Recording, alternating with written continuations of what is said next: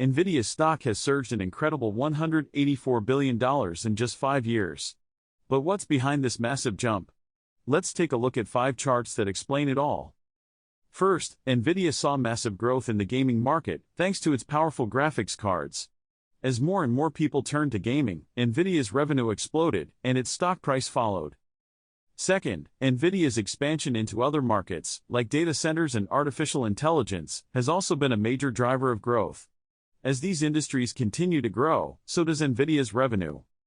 Third, Nvidia has been on the cutting edge of new technologies like the Internet of Things and autonomous vehicles.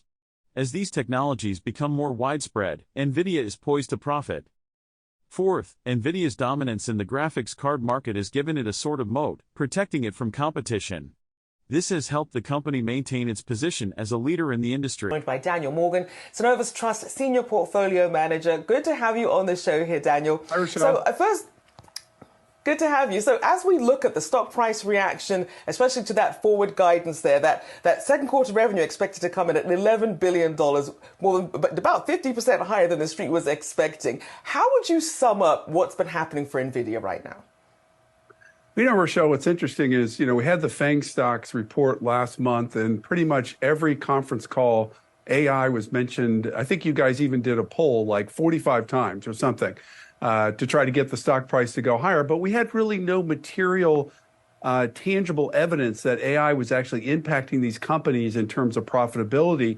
But what's so critical about this NVIDIA report is this is really the first technology company that has come out, at least on this earnings cycle, where we actually see tangible evidence of the impact of AI. If you look at their data center group, it came in at $4.38 billion. The street was looking for about $3.9 billion. That was about an 18% quarter-over-quarter increase. And it's estimated that about 65% of the revenues that they generate in their data center group is through deep learning, about 90% for training, about 10% for inference. So we're actually seeing, Rochelle, tangible evidence that's coming down and showing in the profits of a company that AI is for real, where before it was always, like we talked about before with Meta saying they're going to produce their own chip. Well, what does that mean in terms of profits? But we're actually seeing that with NVIDIA, and that's why the stock is really doing very well today. Certainly that use case, that missing part there for Meta at the moment. But looking at some of the valuations that we're seeing, putting NVIDIA near the $1 trillion market cap status, do you think that's well deserved? Well, there's no doubt, Rochelle, that NVIDIA is trading at a huge multiple right now. On a trailing basis, it's almost astronomical. If you look at it from a fiscal year 2024 earnings estimate, I know that number moved up after that new guidance on the second quarter of 24. It was trading about 70 times earnings, but it's probably north of that after the big run-up that we've had. Is it a company that we can say is in that $1 trillion club along with companies like Microsoft and Apple? I think we can. It's been trickling and hitting that point and bouncing back again. But we have to start looking at NVIDIA. This is going to be a huge statement, but it may eventually outdo some of one of these FANG stocks and find itself in one of those big 5 tech companies that represent, let's say, 25% of the total market cap in the S&P. I mean, that could be, game-changing when you look at how NVIDIA is moving and you look at the sort of interest that we're seeing here. So we'll have to hold you to that. We'll keep an eye on that for you. I do want to ask, though, because when you think about the future, especially of generative AI, you can't talk about that without talking about Taiwan Semiconductor Company, because essentially they're the ones who can most reliably create the kind of chips that NVIDIA needs for this next-gen AI. So what is your take when you sort of have that potential wild card when you consider what's happening with China and the US over this chip fight? You're right, Rochelle. And, I don't think there's any short interest or sell recommendations on Wall Street right now for NVIDIA. And the question is, what can go wrong, right? Well, what could go wrong would be some sort of increase in tension between China and Taiwan that would jeopardize Taiwan Semiconductor's ability to make chips for NVIDIA. For your viewers out there, NVIDIA is fabless. They do not have their own plants. Intel does. They're a company that's strictly an engineering and marketing company. So they rely 100%, as you said, Rochelle, on producing their chips in the Taiwan Semiconductor manufacturing facilities. If for some reason there was an increase in tension between China and Taiwan, that would jeopardize that ability to produce those chips. That would be devastating, as you said, for their AI initiatives going forward. Hopefully that won't happen. Obviously, there's a huge move now with Intel building foundries potentially in Ohio and potentially in Arizona that maybe Nvidia would eventually start to use them to produce chips here domestically. But at this point, they are very susceptible to any issues with TSM. And so to that point then, who are the biggest winners and losers then that come with Nvidia's strength in this space? We mean in terms of competition against other companies in AI, or? Yes, in terms of chip manufacturers. I mean, we're looking at Intel right now under a lot of pressure, down more than 7% right now.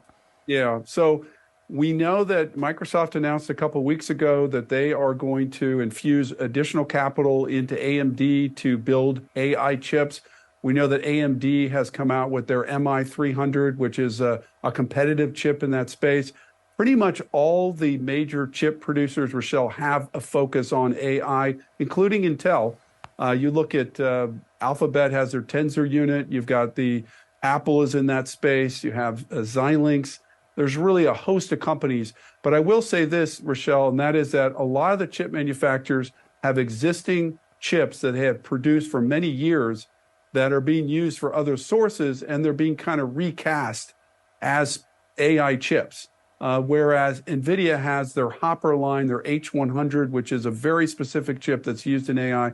So I think if we look at the field right now in the chip space, you'd have to have AI in terms of NVIDIA in the pole position, and then everyone else trying to play catch up with a lot of these companies still in the formulation, so to speak, of specific AI chips. So it's really wide open, but NVIDIA is leading the pack right now.